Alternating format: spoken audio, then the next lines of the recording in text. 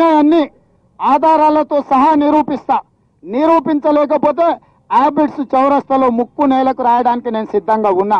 ఇవాళ ప్రభుత్వం పారదర్శకంగా అవినీతి రహిత పాలనను అందిస్తే ఇందులో కమిషన్ల కుంభకోణం లేకపోతే సెంట్రల్ విజిలెన్స్ కమిషనర్ చేత విచారణకు ఆదేశిస్తారా లేదా సిబిఐ విచారణకు ఆదేశిస్తారా? నేను ఈ రాష్ట్ర ముఖ్యమంత్రి గారిని డిమాండ్ చేస్తున్నా, మీరు సిబిఐ విచారణకైనా ఆదేశించండి. రండి చర్చకు వస్తే నీ ఉత్తమ్ కుమార్ రెడ్డా, షబ్బీర్ అల్లా, జానారెడ్డా, జీవన్ రెడ్డా ఓళ్ళని తీసుకొస్తావు తీసుకొని రా అని చెప్పి నేను మొన్న చెప్పిన. తెలంగాణ ప్రజలు అన్నారు గా బుట్టచోరుగంతో మీకెందుకు, మీరు చర్చిస్తూ పీసీసీ ప్రెసిడెంట్ సిఎల్పి లీడర్తో చర్చించండి అన్నారు. నేను అది నిన్న కూడా చెప్పిన. దానికేదో సుమన్ వారిపోయిండు, సుమన్ వారిపోయేటోడా?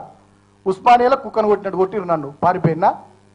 జైల్లో లేసిరు, చెంచల్గూడ లేస్తే ఒక టర్మ్ అంటే ఒక 31 రోజుల్లో చెంచల్గూడ జైల్లో 129 కేసులు, ఒక 20 కేసులు మొదలు పెడితే బెయిల్ మీద బయటకు రాగానే మళ్ళా 30 కేసులు. గన్ని కేసులు పెట్టినా వెనుకపోకుండా భయపడకుండా కొట్లాడినటువంటి నేను, ఉద్యమకారుని అయినటువంటి నేను, నువ్వు ఏదో ఇట్లా డబ్బల రాళ్ళే చూపినట్టు 4 బొలబొల్ల లంగమాటలు మాట్లాడని భయపడుతున్నా అనుకుంటున్నావా?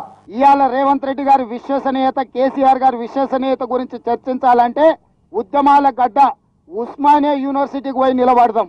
ఇవాళ చంద్రశేఖరరావు గారు నేను ఇద్దరం గన్మెన్ల రక్షణ లేకుండా, పోలీసుల పహారా లేకుండా ఒక గంట సేపు నిలబడదాం.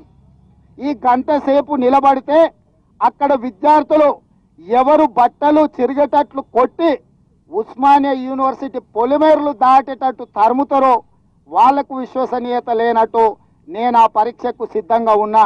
చంద్రశేఖరరావు గారు సిద్ధంగా ఉన్నారా అని చెప్పి నేను ఈరోజు అడుగుతున్నా. ఎవరి విశ్వసనీయత ఏందో చూసుకుందామా అంటుండ్రు రేవంత్ రెడ్డి. బిడ్డ, నీ విశ్వసనీయత ఏందో, బాల్కసుమన్ విశ్వసనీయత ఏందో ప్రపంచానికి తెలుసు. నేను తెలంగాణ ఉద్యమంలో దెబ్బలు తిన్నాడు, తెలంగాణ ఉద్యమంలో నన్ను పోలీసులు కొట్టినాడు, తెలంగాణ ఉద్యమంలో నా మీద కేసులు పెట్టినాడు, తెలంగాణ ఉద్యమంలో నన్ను తీసుకుపోయి నెలల తరబడి చెంచల్గూడ చెర్లపల్లి జైళ్లలో పెట్టినాడు. నువ్వు ఏడేడవన్నావో నేను చెప్పుడు కాదు, తెలంగాణ ప్రజలందరూ తెలుసు, ఆంధ్రప్రదేశ్ ప్రజలకు కూడా తెలుసు. ఏంటండి వీడియో నచ్చిందా? అయితే ఓ లైక్ వేసుకోండి, లేదంటే ఓ కామెంట్ చేయండి. ఎప్పటికప్పుడు మా వీడియోస్ చూడాలంటే సబ్స్క్రైబ్ చేసుకోండి.